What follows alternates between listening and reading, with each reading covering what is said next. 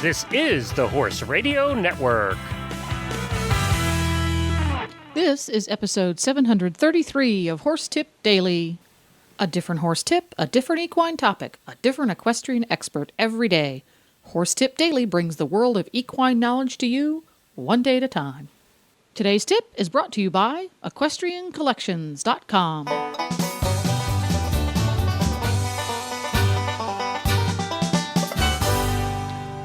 Greetings, horse people, and thanks for tuning in to Horse Tip Daily. Today's tip is an excerpt from the Horses in the Morning Show, episode 570. Phyllis, Dawson, and the Hit'em Gang offer some insight and advice on making your ride time in winter both fun and productive. But first, let's hear from today's sponsor, EquestrianCollections.com.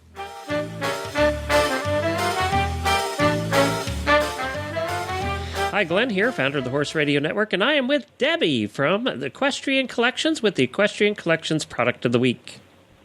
Hi, Glenn. This week I want to feature the Winter Cozy helmet cover.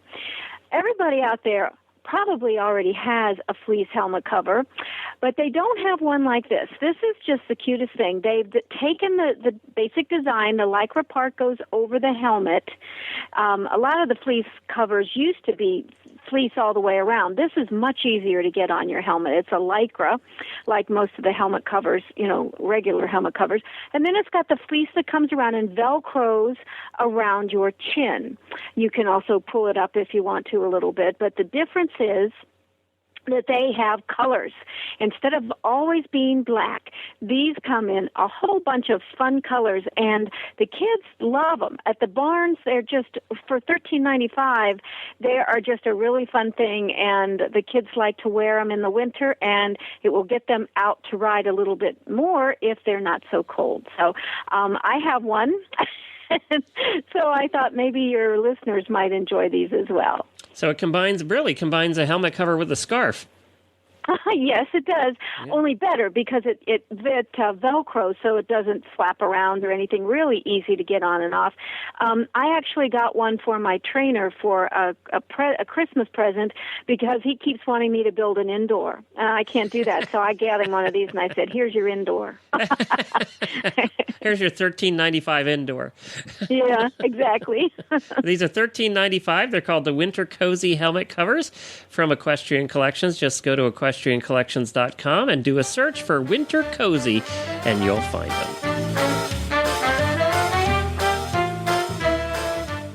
And the winter, one thing that's a little bit exciting about it is I think that's the time when you really truly make the improvements in a horse's work and in their dressage work and in their basics.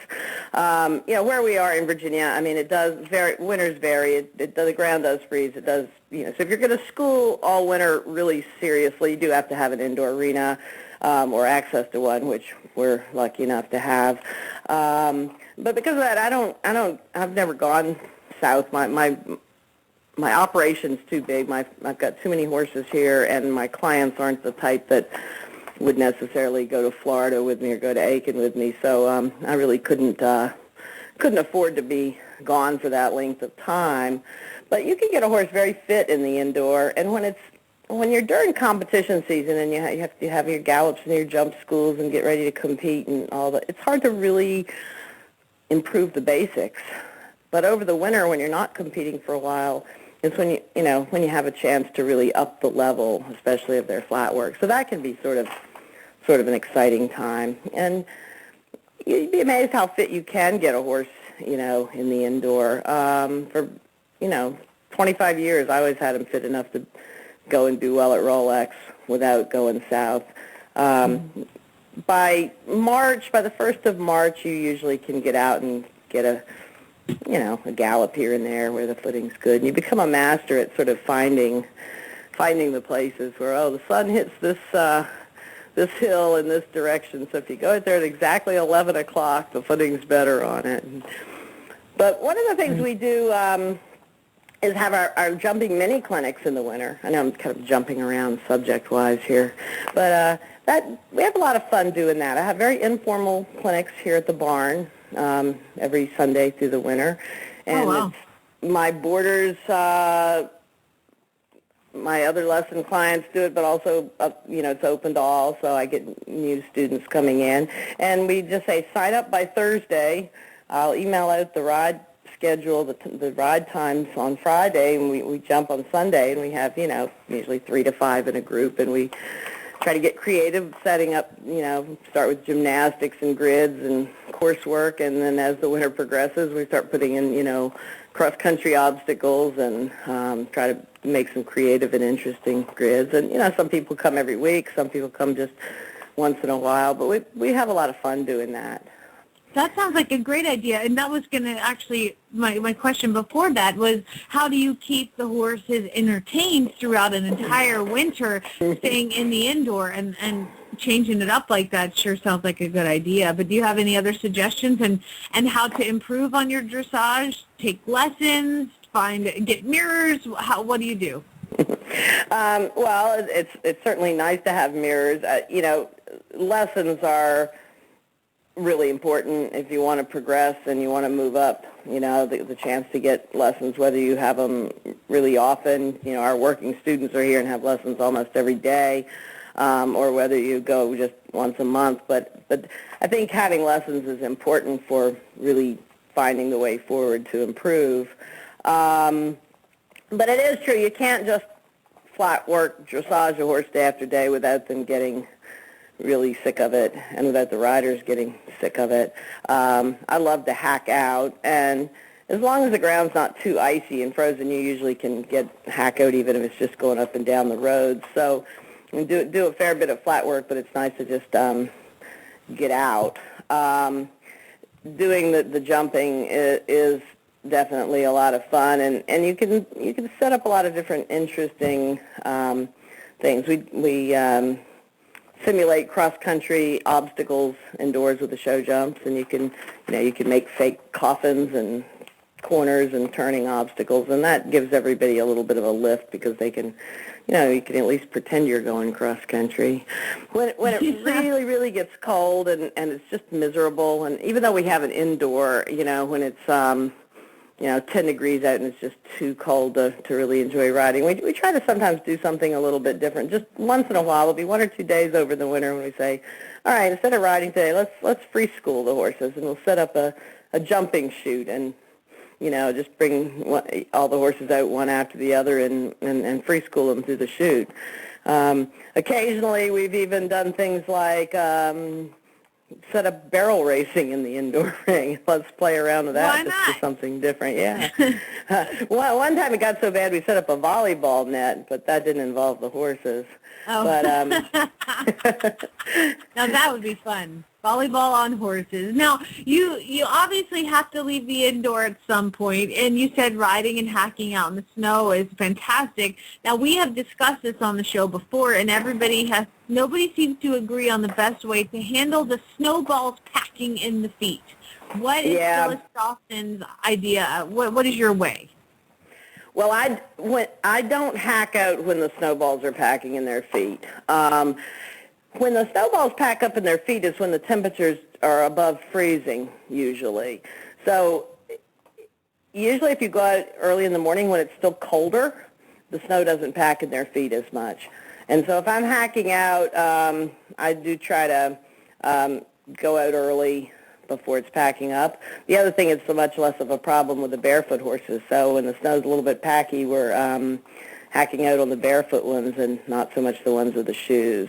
I'm a little bit careful about turnout when the snow is. I love my horses to go out, and usually we turn them out all day.